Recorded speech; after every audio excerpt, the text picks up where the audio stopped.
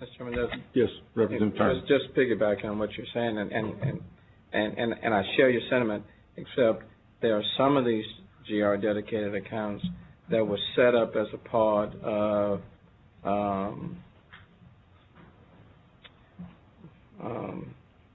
restructuring our regulatory structure.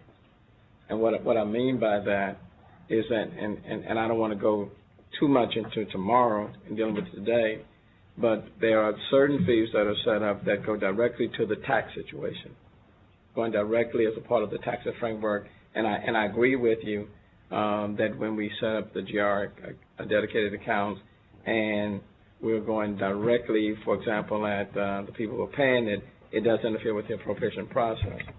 But there are some GR dedicated accounts that had nothing to do with the appropriating process at all. Okay. Okay?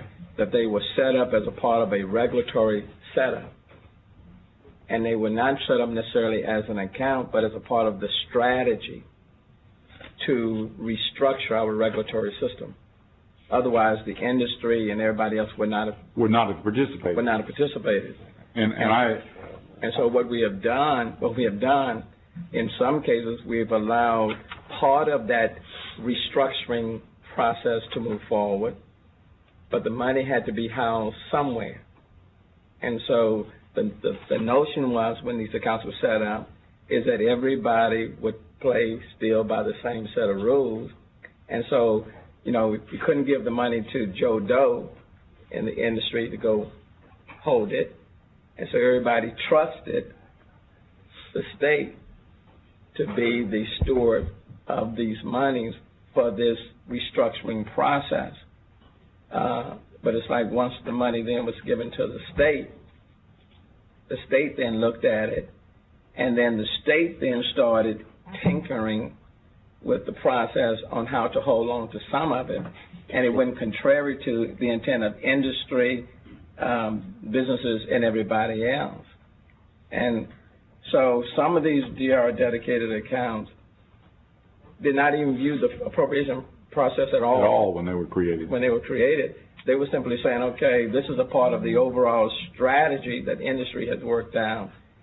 We just kind of place it with the state as the best place to, like the registry of the court. We're just going to put it over here, and we're going to trust the state to hold it and simply to be the facilitator, but no more. Was there any discussion at that time about moving these funds outside the Treasury? And then that was, after it was done, there was discussion about moving them outside the Treasury. And then the state says, no, we got it now. Oh. We got it now. And if we take it outside of the Treasury, we can't use it the way we want to use it. And so it stayed, the government then says, I got the money, and I don't want to let it go. And not only do I now have it, I'm not going to give it out as much. I'm not going to buy into your plan as much as what it's bringing in. Well, we can do better with it.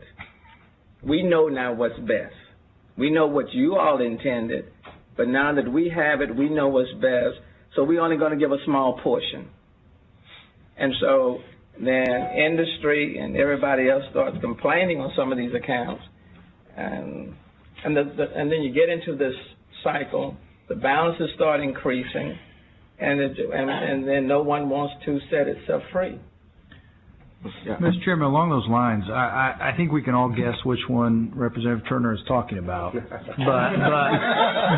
along those lines, if we could get a little more historical information as far as on these funds, what created them and what were the circumstances? If there was a bill, sometimes I'm sitting here thinking who would be set up for it. Obviously LBB gives us the fiscal analysis, but would HRO be the organization? Well, there's another one, the trauma account. That was House Bill 3588. Right. That was DeLisi, Cruzy, and Turner.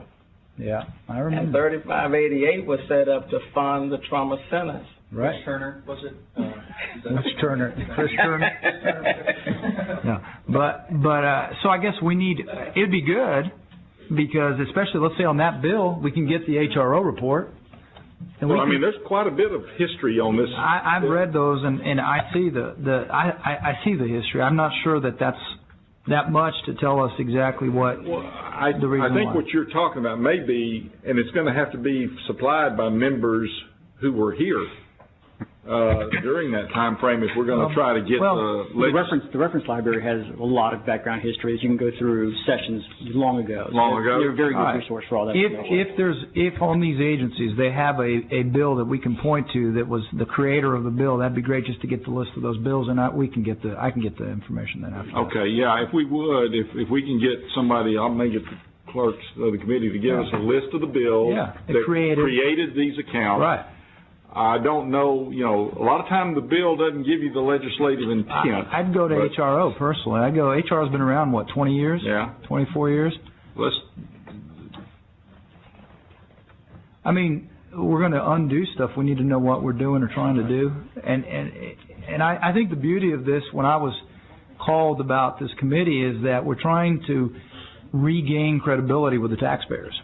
And I think that in doing so, we have to be careful not to do what the government's been doing by saying, what the state's been doing by saying, well, we know better and we're not going to give you that much money. We're going to repurpose. We heard the word yesterday, repurpose. Well, we need to be careful before we go repurpose. I think if you're going to do that, it requires legislation. Yeah. And have the debate that was called for yesterday that, some of these accounts were established. As I said, priorities change over time. But I agree with you. If somebody's going to change the use of the balance or anything else that's in there, then I think it ought to go through the normal legislative process with debate on the House and Senate floor and decide.